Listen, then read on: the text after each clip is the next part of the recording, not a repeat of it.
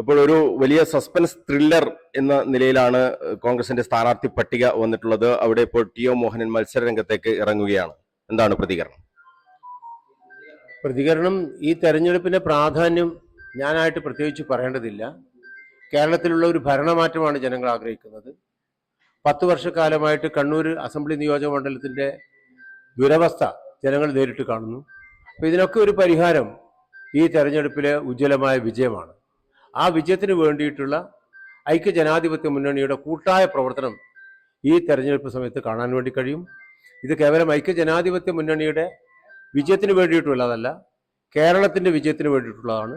അപ്പം അതിന് വേണ്ടിയിട്ട് എല്ലാവരെയും, കാരണം ഇത് രാഷ്ട്രീയ പോരാട്ടമായിട്ടല്ല, അതിലുപരിയായിട്ട് വികസനത്തിനെതിരെയും വികസനവും, അതുപോലെ തന്നെ കേരളത്തിൽ നടക്കുന്ന അഴിമതിയും ഉൾപ്പെടെയുള്ള ഒരുപാട് കാര്യങ്ങൾ ചർച്ച ചെയ്യാനുണ്ട്. അടുത്ത ദിവസങ്ങളിൽ ചർച്ച ചെയ്യാം. അപ്പം അതിനൊക്കെയുള്ള ഏറ്റവും വലിയ സൊല്യൂഷൻ ഈ തെരഞ്ഞെടുപ്പ് വിജയമാണ് എന്നുള്ള നിലയിലാണ് ഈ തെരഞ്ഞെടുപ്പിനെ കാണുന്നത്.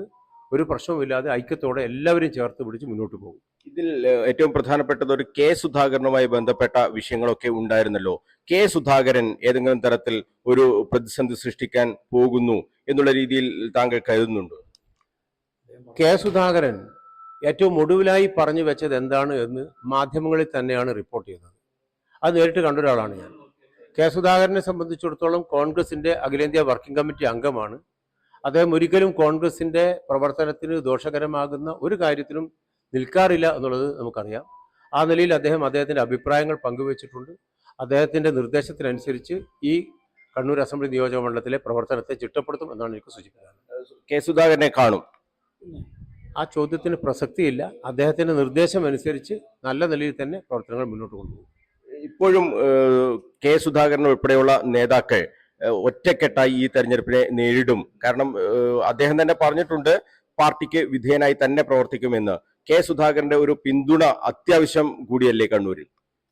കെ സുധാകരൻ്റെ ഉൾപ്പെടെ ഓൾ ഇന്ത്യ കോൺഗ്രസ് കമ്മിറ്റിയുടെ മുഴുവൻ ആളുകളെയും, കേരളത്തിലെ കോൺഗ്രസിന്റെ മുഴുവൻ ആളുകളെയും, പ്രത്യേകിച്ച് കണ്ണൂരിൽ വരുമ്പോൾ കണ്ണൂർ KPCCയുടെ പ്രസിഡന്റായിരുന്ന, കണ്ണൂരിലെ കോൺഗ്രസിന്റെ ആവേശമായിരുന്ന കെ സുധാകരന്റെ എല്ലാവിധ പിന്തുണയും അതുണ്ടാകും എന്നുള്ള പറയേണ്ടതില്ല.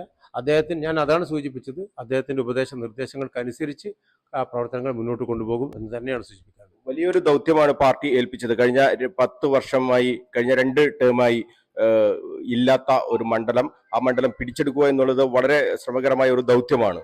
വിജയിക്കാൻ കഴിയുമെന്ന് തന്നെയല്ലേ പ്രതീക്ഷ? തീർച്ചയായിട്ടും വിജയിക്കാൻ കഴിയുമെന്നുള്ള നല്ല ഭൂരിപക്ഷത്തിന്. കാരണം കേരളത്തിൽ പ്രതിപക്ഷ നേതാവ് പറഞ്ഞതുപോലെ 100-ലധികം സീറ്റുമായിട്ട് UDF അധികാരത്തിലേക്ക് വരും. പല മാധ്യമങ്ങളിലും UDFനകത്ത്, കോൺഗ്രസിനകത്തുള്ള ചില ചെറിയ ചെറിയ പ്രശ്നങ്ങളെ പെരുപ്പിച്ച് കാണിക്കാനാണ് ശ്രമിച്ചത്. എന്നാൽ സാധാരണഗതിയിൽ സ്ഥാനാർത്ഥി നിർണയവുമായി ബന്ധപ്പെട്ട് പല ഘട്ടങ്ങളിലും കോൺഗ്രസിനകത്ത് ചില പ്രശ്നങ്ങൾ ഉണ്ടാവാറുണ്ട്. അത് മാധ്യമങ്ങളിൽ വാർത്തയായി വരാറുണ്ട്. മറുവശത്ത് CPM ഒരു വലിയ കോട്ട പോലെ പ്രശ്നങ്ങളില്ലാതെ മുന്നോട്ട് പോകുന്നു എന്നൊക്കെയാണ് പറയാറ്. പക്ഷേ ഏറ്റവും കൂടുതൽ പ്രശ്നങ്ങൾ മാധ്യമങ്ങളിലൂടെ വന്നത് CPMനകത്താണ്. ആ പ്രശ്നങ്ങളെ ലഘൂകരിക്കാൻ UDFനകത്ത് അല്ലെങ്കിൽ കോൺഗ്രസിനകത്തുള്ള പ്രശ്നങ്ങളെ ഉയർത്തി കാണിക്കുന്ന ഒരു സമീപനമാണ് മാധ്യമങ്ങളിൽ ഉൾപ്പെടെ കാണുന്നത്. എന്തായാലും ഇങ്ങനെയാണ് തെരഞ്ഞെടുപ്പിന്റെ പ്രചരണമൊക്കെ ക്രമീകരിച്ചിട്ടുള്ളത്. കുറഞ്ഞ ദിവസം മാത്രമേ മുന്നിലുള്ളൂ. ഞാൻ ഇന്ത്യൻ നാഷണൽ കോൺഗ്രസ് പ്രഖ്യാപിച്ചു.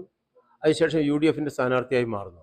ഇനിയുടെ പ്രവർത്തനം കണ്ണൂർ അസംബ്ലി നിയോജക മണ്ഡലത്തിലെ ഐക്യജനാധിപത്യ മുന്നണിയുടെ നേതൃത്വം, ആ നേതൃത്വം എങ്ങനെയാണോ പറയുന്നത് അതിനനുസരിച്ച് പ്രവർത്തിക്കുക എന്നുള്ളതാണ് ഞാൻ ചെയ്യേണ്ടത്. അപ്പോൾ അടുത്ത ദിവസം തന്നെ, ഇന്നിപ്പോൾ നാളെ പെരുന്നാളാണ്, അപ്പോൾ നാളെ തന്നെ യോഗം പറ്റുമെങ്കിൽ അതിൻ്റെ കാര്യങ്ങളൊക്കെ കഴിഞ്ഞതിന് ശേഷം, ആഘോഷ പരിപാടികൾ കഴിഞ്ഞതിന് ശേഷമുള്ള എല്ലാവരുടെയും സൗകര്യത്തിനനുസരിച്ച് യോഗം വിളിച്ചു ചേർക്കും. അതിനാണ് നേതൃത്വം തീരുമാനിച്ചിട്ടുള്ളത്. അതിൻ്റെ തീരുമാനത്തിനനുസരിച്ച് പ്രവർത്തനങ്ങൾ മുന്നോട്ട് കൊണ്ടുപോകും. എല്ലാവർക്കും ഇപ്പം നമുക്കറിയാം, 30 ദിവസക്കാലത്തോളം വ്രതമനുഷ്ഠിച്ച് ആ വ്രതാനുഷ്ഠാനത്തിന് പരിസമാപ്തി നാളെ പെരുന്നാളാണ്. നാളെ ഈദ്ഗാഹ് നടക്കുന്നു. അതുപോലെ തന്നെ ഈ വ്രതമനുഷ്ഠിച്ച് ജീവിതത്തിൽ ഏറ്റവും പുണ്യം പകരുന്ന ദിവസമാണ്. അപ്പോൾ ആ നിലയിൽ തന്നെയുള്ള എല്ലാ മുസ്ലിം സഹോദരന്മാർക്കും ഹൃദയം നിറഞ്ഞ പെരുന്നാൾ ആശംസകൾ ഞാൻ ഈ സമയത്ത് സമർപ്പിക്കുക.